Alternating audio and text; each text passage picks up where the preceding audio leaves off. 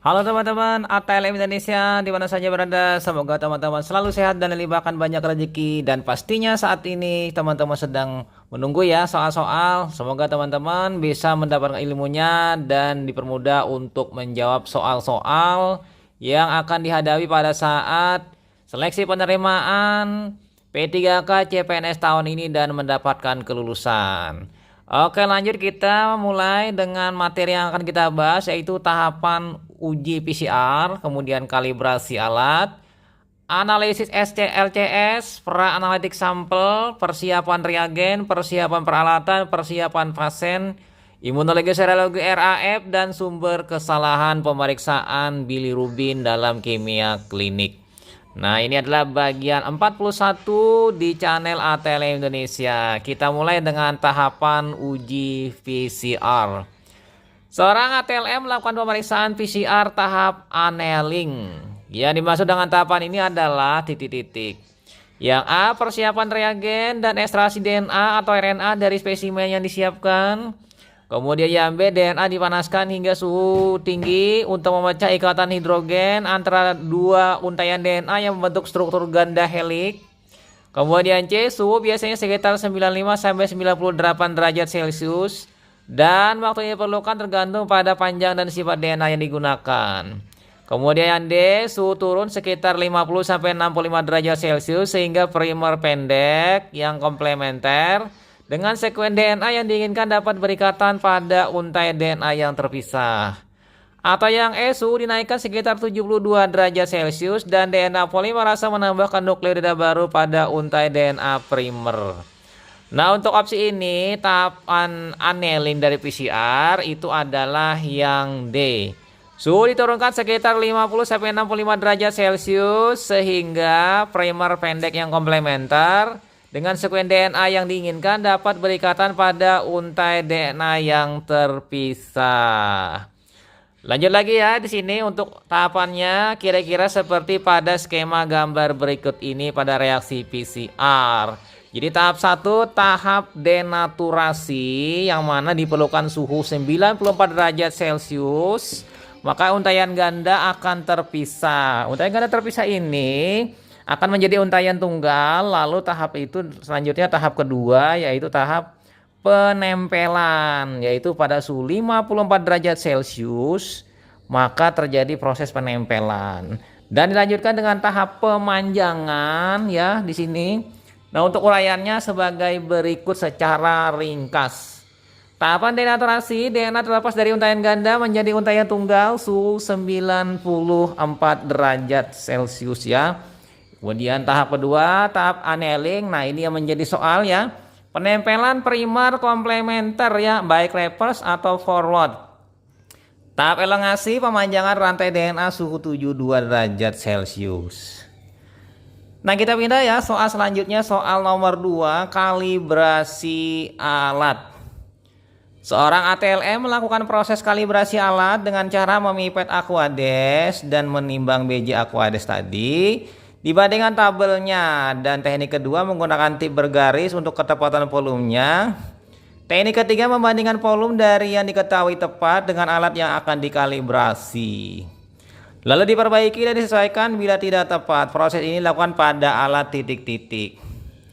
Yang A, timbangan elektrik, yang B, mikropipet, yang C, rotator, kemudian yang D, mikroskop, yang E, centrifuge. Nah, untuk opsi ini teman-teman harus memilih mikropipet ya. Nah, mikropipet. Jadi jawabannya sudah duluan keluar ya. Jadi mikropipet ini digunakan dengan cara melakukan penimbangan BJ Aquades.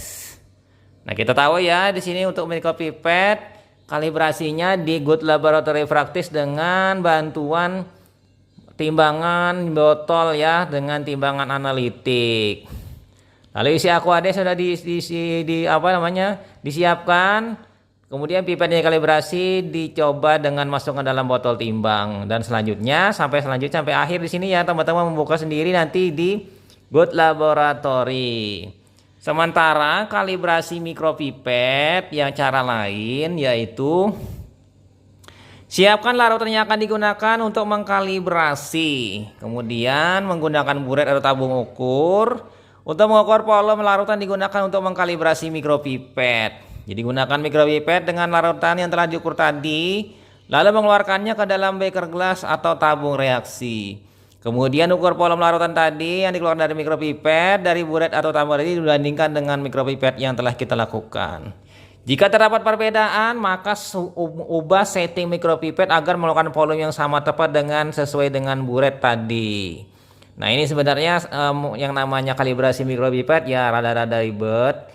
Jadi sebenarnya kalau memang sudah berumur mikropipetnya, alangkah baiknya beli yang baru. Nah, kita pindah ya soal nomor 3, analisis LCS.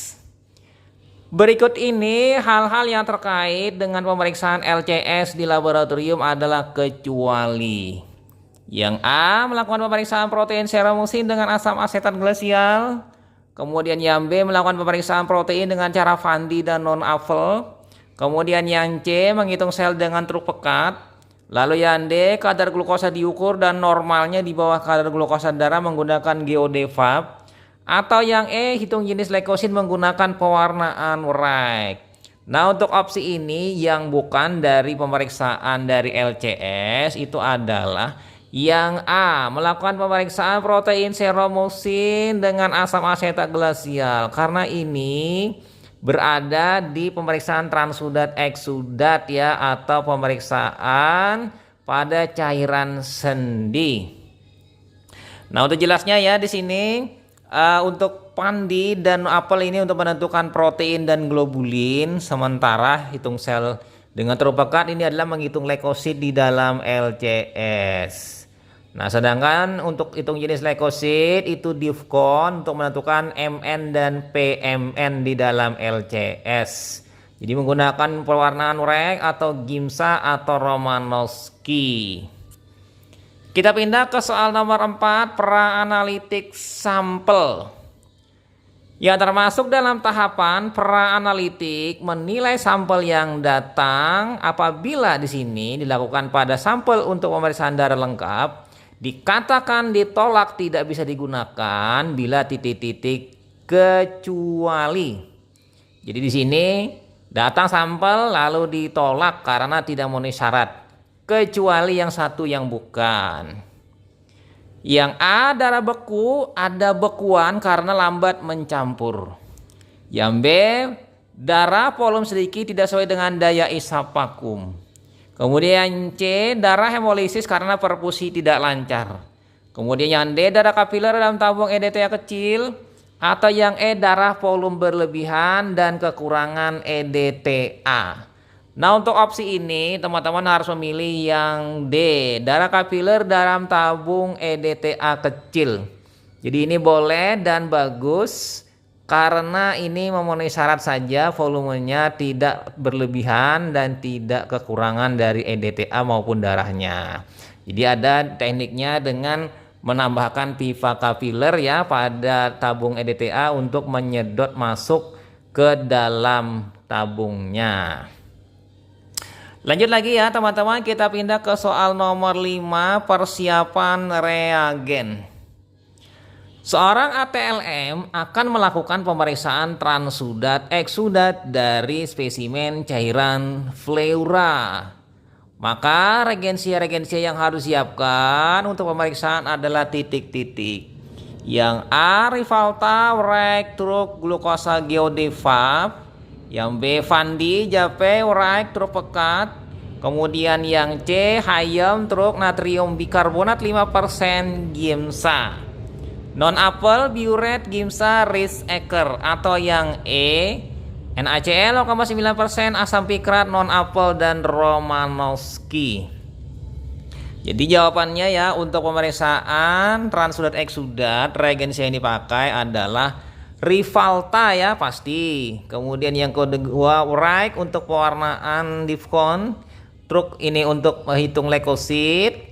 Atau bisa diganti dengan NaCl bila ada menyebabkan bekuan, atau glukosa dan glukosa geodevap untuk kadar gula darahnya dalam transudat eksudat. Nah, untuk reagen-reagen tersebut teman-teman ya kira-kira seperti ini, dan fungsinya untuk Rivalta ini berisi asam asetat glasial 100% itu untuk melihat adanya seromusin, larotandro hitung leukosit, uraik difkon MNVMN, glukosa geodebab kadar gula darah, gula di dalamnya ya, bukan gula darah, glukosa. Nah, kita pindah ke soal selanjutnya, soal nomor 6, persiapan peralatan. Peralatan yang harus disiapkan untuk melakukan pemeriksaan asam urat dalam darah secara kolorimetrik adalah titik-titik. Nah, kali ini alat ya yang dibahas. Yang A, tabung reaksi, safety cabinet, cover glass, photometer, centrifuge, timer. Kemudian yang B, tabung reaksi, micropipette, yellow tip, blue tip, timer, vortex mixer, photometer. Kemudian C, tabung reaksi, objek gelas, pipet tetes, timer, photometer. Koper gelas, tabung reaksi, vortex mixer, timer, photometer, batang pengaduk, micropipette. Atau yang E, centrifuge, tabung reaksi, yellow tip, micropipette, photometer, koper gelas, pipet tetes. Dari 5 opsi ini kita harus memilih yang cocok untuk asam urat adalah yang B. Kita harus menyiapkan tabung reaksi, micropipette, yellow tip, blue tip, timer, vortex mixer, dan photometer pastinya ya untuk mengukur. Nah, kira-kira gambaran seperti ini ya. Tabung reaksinya ada, micropipette-nya, yellow tip, blue tip ya, ada white tip. Kemudian timer, ada vortex mixer, ada photometer atau spektrofotometer. Nah, lanjut kita pindah ke soal nomor 7, persiapan pasien yang kita bahas kali ini setelah alat reagensia. Seorang ATLM akan melakukan pemeriksaan asam urat, glukosa ya, trigliserida. Kemudian melakukan pemeriksaan HDL, LDL, ya kan? Maka yang harus dilakukan dan diperhatikan adalah kecuali yang bukan di sini. Yang A, berpuasa selama 9-11 jam karena ada profilipid. Kemudian yang B, tidak melakukan aktivitas fisik berat seperti berolahraga. Kemudian C, diperbolehkan minum air putih segelas. Yang D, pengambilan spesimen menggunakan darah vena dengan tabung vakum tutup hitam. Atau yang E, tidak merokok, minum alkohol, dan makan sepotong roti. Dari 5 opsi ini, yang kecuali itu adalah opsi yang nomor D. Pengambilan spesimen menggunakan darah vena dengan tabung vakum tutup hitam. Jadi idealnya untuk pengambilan darah ini harus menggunakan tabung penampung tutup warna merah ya, atau warna kuning gel. Boleh juga menggunakan yang lain, misalnya heparin ya, tutup hijau, atau yang paling tidak disarankan bisa juga digunakan misalnya EDTA. Kalau menggunakan tutup hitam ini sangat tidak diperbolehkan karena pengenceran spesimen oleh natrium sitrat ya 4:1. Jadi di sini yang paling bagus, paling tepat hanya 3 opsi saja ya.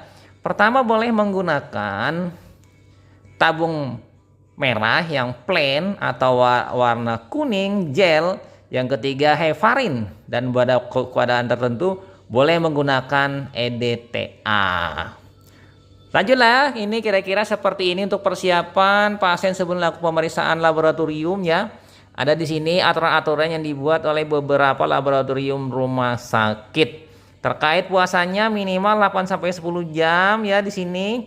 Kemudian kalau di ada lagi yang kedua, kolesterol trigliserida 10-12 jam. Ya karena mungkin menghindari terjadinya lipemik ya yang berkepanjangan, sehingga dengan 10-12 jam itu dipercaya lipemik ini akan hilang, tidak mempengaruhi pemeriksaan trigliserida dan kolesterol, sehingga kadar yang dihasilkan yang diukur adalah memang benar-benar kadar trigliserida tanpa terganggu oleh produk eksogen yang kita makan. Nah, kita pindah ke soal nomor 8, imunoserologi RAF. Seorang ATLM melakukan pemeriksaan RAF/latex aglutinasi. Hasil pada kontrol positif tidak aglutinasi. Kontrol negatif terjadi aglutinasi. Sampel 1 aglutinasi, sampel 2 tidak aglutinasi. Maka yang harus dilakukan ATLM kecuali. Jadi dari 5 opsi, 1 yang salah. Yang A melakukan pemeriksaan ulang mungkin saja tertukar kontrol. Kemudian yang B mencek kualitas kontrol negatif dan positif. Kemudian yang C mencek masa expired date reagen dan kontrol. Kemudian yang D melaporkan hasil sampel yang benar yang periksa sudah benar. Atau yang E melakukan cek evaluasi hasil pencampuran dan proses pencampuran reagen dengan kontrol dan serum. Jadi dari 5 opsi ini yang kecuali adalah melaporkan hasil sampel yang diperiksa sudah benar. Jadi di sini ada kemungkinan si ATLM-nya ini membuat kesalahan dalam pengukuran, yaitu tertukarnya meneteskan kontrol positif dan negatif. Ya, kemungkinan yang kedua, kualitas kontrolnya yang rusak. Kemungkinan ketiga, expired date. Kemungkinan keempat, mencampurnya kurang tepat, entah sticknya tercampur dari negatif ke positif, atau mungkin waktunya untuk menggoyang mereaksikannya itu lewat. Jadi hal ini yang menyebabkan terjadinya kesalahan dalam pemeriksaan. Nah, kita pindah ke soal selanjutnya, soal nomor 9. Kimia klinik sumber kesalahan. Berikut ini kesalahan yang mungkin terjadi saat melakukan pemeriksaan bilirubin total di laboratorium adalah titik-titik kecuali. Jadi 1 yang bukan. Yang A bahan pemeriksaan hemolisis, yang B reagensi yang digunakan expired date kadaluarsa. Kemudian yang C waktu inkubasi tepat waktu sesuai SOP. Kemudian yang D sampel lipemik mempengaruhi hasil pembacaan, atau yang E tidak segera dikerjakan spesimen mengingat bilirubin tidak stabil. Dari 5 opsi ini yang tidak tepat kecuali itu adalah waktu inkubasi tepat waktu sesuai SOP. Jadi di sini kita lihat di sini ya sumber-sumber kesalahan dalam pengukuran bilirubin kolorimetrik menggunakan diazotasi asam sulfanilat generasi Grove ya di sini. Pertama yaitu bahan pemeriksaan hemolisis menggunakan panjang gelombang potentiometer tidak sesuai. Misalnya 546 dipakai 492 atau 578, sementara larutnya berwarna merah, harus 546. Kemudian sampel lipemik mempengaruhi hasil pembacaan karena kekeruhan terbaca sebagai absorben. Lalu di sini tidak segera dikerjakan spesimen ya, di sini menyebabkan bilirubin menurun karena paparan dari sinar matahari langsung ya. Kemudian teknik pemipetan yang kurang baik dan tidak tepat, dan menggunakan pipet yang tidak terkalibrasi sehingga tidak tepat dalam pemipetan. Dan terakhir, reagensi yang digunakan sudah kadaluarsa atau expired date. Nah, jadi kira-kira ini sumber-sumber kesalahan dalam pengukuran bilirubin kolorimetrik. Nah, dengan berakhirnya mengenai bilirubin, maka berakhir sudah pembahasan soal-soal yang kita bahas kali ini sesuai dengan kisi-kisi P3K CPNS tahun ini. Semoga bermanfaat bagi teman-teman dan pastinya saya doakan teman-teman lulus seleksi P3K CPNS tahun ini. Sampai jumpa di video selanjutnya. Saya Ahmad Le pamit. Bye.